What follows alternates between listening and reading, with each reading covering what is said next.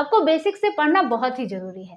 तो पूरी बेसिक से यानी स्कूल से कंपटीशन तक का जो भी सफर है वो हम अपने क्लासेस में करने वाले हैं।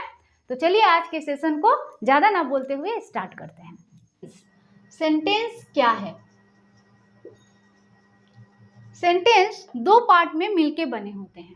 एक होता है आपका सब्जेक्ट और एक होता है आपका प्रेडिकेट। ठीक है। तो सेंटेंस के लिए सबसे पहले अल्फ़ाबेट आते हैं, ए से जेड जो हमारे अल्फ़ाबेट हैं वो आते हैं। इन अल्फ़ाबेट से मिलकर वर्ड बनता है। इन वर्डों से मिलकर जो है सेंटेंस बनते हैं। ठीक है। तो अल्फ़ाबेट के बाद वर्ड बनते हैं, यानी कि जैसे हो गया कैट, मैट, ये हो गए अल्फ़ाबेट से मिलकर क्या बना, हमारा वर्ड बना। अब इन वर्डों से मिलकर हमारा सेंटेंस बनेगा। ठीक है। यानी कि एक कंप्लीट सेंटेंस होने के लिए हमें एक से अनेक वर्ड चाहिए। यानी कि इन शॉर्ट हम कहेंगे a group of word which makes a complete sense is called a sentence. It made up of two parts called subject and predicate. It begins with a capital letter and ending with full stop, question mark or exclamation mark, etc. ठीक है। It may be a word or phrase. ये word भी हो सकता है और phrase भी हो सकता है। तो वर्ड जो है हम जानते हैं ये वर्ड कैट, मैट एक्सेट्रा जो है वर्ड है। अब फ्रेज क्या है? फ्रेज जो है एक मीनिंगफुल वर्ड होता है लेकिन एक कंप्लीट सेंस निकल कर नहीं आता है। जैसे कि हो गया आपका इन द ईस्ट, तो ये इन द ईस्ट या फिर लिखा है मान लीजिए ऑफ गोल्ड, इस तरह से कुछ वर्ड लिखे हुए हैं। ठीक है। तो ये देखिए मीनिंगफुल है इन द ईस्ट, ठीक है, और ऑफ गोल्ड, लेकिन एक कंप्लीट मीनिंग नहीं निकल रहा है। तो एक कंप्लीट मीनिंग निकालने के लिए हमें इसमें कुछ वर्ड इंक्लूड करने हैं।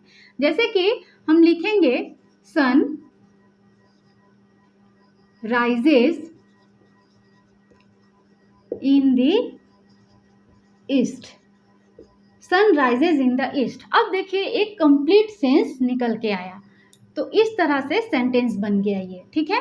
ऑफ गोल्ड जैसे हो गया तो एक लिखे example, he has a chain of gold. तो ऑफ गोल्ड जो है कोई मीनिंग नहीं दे रहा था हमें, लेकिन यहाँ पे he has a chain of gold, उसके पास सोने की एक चैन है, ये हमें एक कंप्लीट सेंस दे रहा है। तब जाके एक कंप्लीट सेंटेंस के लिए हमें इस तरह का वर्ड चाहिए। अब देखिए ही जो है ये क्या है, प्रोनाउन है, और ये जो है आपका सन जो है वो नाउन है। ठीक है। और यहाँ पे आपका चैन है, गोल्ड है, तो कोई भी नाम जो है वो नाउन होता है, हम याद रखेंगे। ठीक है। यहाँ पे जो है आपका राइजेस, उगना, क्या है, ये वर्ब है। तो ये सब हमें आगे पता चलेगी जब हम आगे पढ़ेंगे कि नाउन क्या है, प्रोनाउन क्या है, वर्ब क्या है, एडजेक्टिव क्या है, सबके बारे में हम पढ़ेंगे। लेकिन सेंटेंस के लिए दो पार्ट चाहिए, एक होता है सब्जेक्ट और एक होता है प्रेडिकेट। ठीक है। प्रेडिकेट तो जो नाम है, नेमिंग पार्ट है, जैसे ही हुआ, सन हुआ, ये हमारा सब्जेक्ट हो गया, और बाकी जो भी है वो सारे के सारे हमारे प्रेडिकेट हो गए। ठीक है। अब जो है हम समझेंगे कि सब्जेक्ट क्या है और प्रेडिकेट क्या है।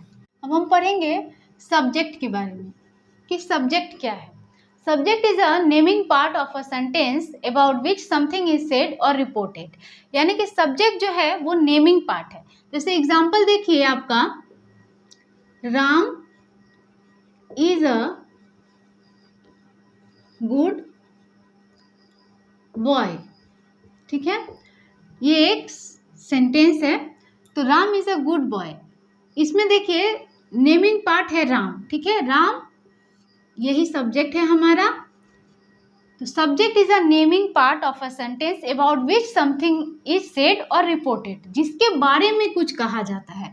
तो इज अ गुड बॉय, कौन गुड बॉय है, राम गुड बॉय है, इस चीज को ध्यान में रखिए। गुड बॉय कौन है? राम। राम गुड बॉय है। किसके बारे में कहा गया है? राम के बारे में कहा गया है। तो जहां क्वेश्चंस क्रिएट होता है, जिसके बारे में कहा जाता है, वही सब्जेक्ट होता है। अब बाकी जो है ये है हमारा प्रेडिकेट। तो प्रेडिकेट क्या है?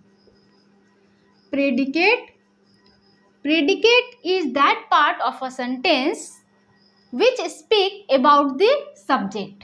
Predicate is that part of a sentence which speak about the subject. यानी कि predicate वो भाग है जो सब्जेक्ट को बताता है, जो सब्जेक्ट के बारे में बताता है। यानी कि इज अ गुड बॉय जो है वो किसको बता रहा है? राम को बता रहा है। कौन गुड बॉय है? राम गुड बॉय है। ये सब्जेक्ट है और ये प्रेडिकेट है। राम को छोड़ के बाकी जितना है वो प्रेडिकेट है। तो प्रेडिकेट वो भाग है सेंटेंस का जो कि सब्जेक्ट को बताता है। सब्जेक्ट को बता रहा है ना कि राम जो है वो गुड बॉय है। ठीक है, कौन गुड बॉय है? राम गुड बॉय है।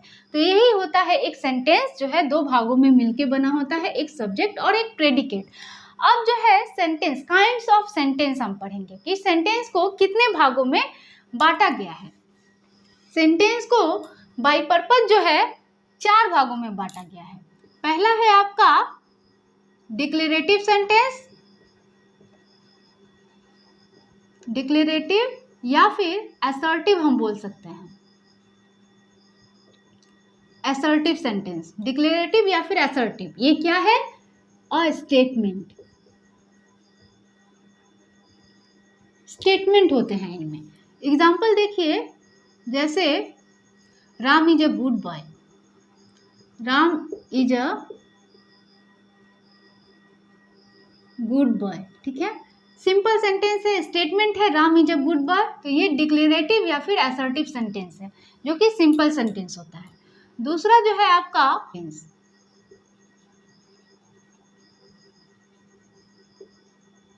इंट्रोगेटिव सेंटेंस, अ क्वेश्चन, जहां क्वेश्चन स्टार्ट होता है। एग्जाम्पल देखिए इसका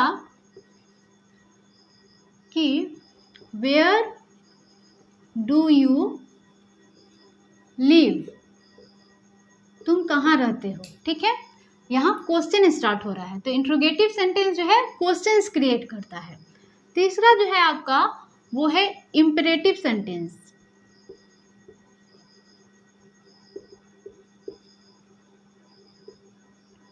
इम्पेरेटिव सेंटेंस, इम्पेरेटिव सेंटेंस यानी कि अ कमांड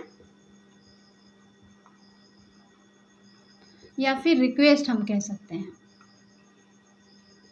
अ कमांड और रिक्वेस्ट। एग्जाम्पल इसका देखिए, इसका एग्जाम्पल होगा bring a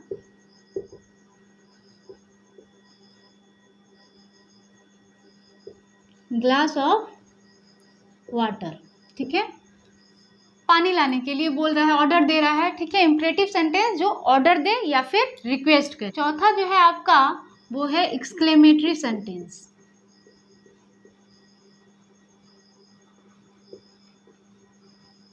exclamatory sentence, a emotion, a strong feeling of emotion, a feeling of emotion लिख सकते हैं, अ फीलिंग ऑफ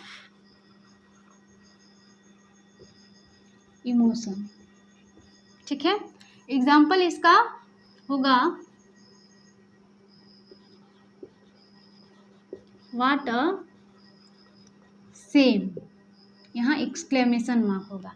ये देखने में आपका इंट्रोगेटिव सेंटेंस जैसा दिखता है लेकिन एक्सक्लेमेशन रहेगा। यहाँ कह रहा है कि आपका व्हाट अ सेम, कितनी शर्म की बात है। ठीक है, तो इस तरह से बाय पर्पज जो है ये 4 भागों में होते हैं। अब बाय स्ट्रक्चर जो है इन्हें 3 भागों में बांटा गया है। पहला है आपका सिंपल सेंटेंस, दूसरा है कंपाउंड सेंटेंस और तीसरा है कॉम्प्लेक्स सेंटेंस। बाय पर्पज 4 भागों में बांटा गया है और बाय स्ट्रक्चर 3 भागों में बांटा गया है। तो आई होप आपको आज का क्लास बहुत ही अच्छी लगी होगी। अगर वीडियो अच्छी लगी है तो लाइक और शेयर जरूर करें और चैनल में नए हैं तो सब्सक्राइब करना ना भूलें।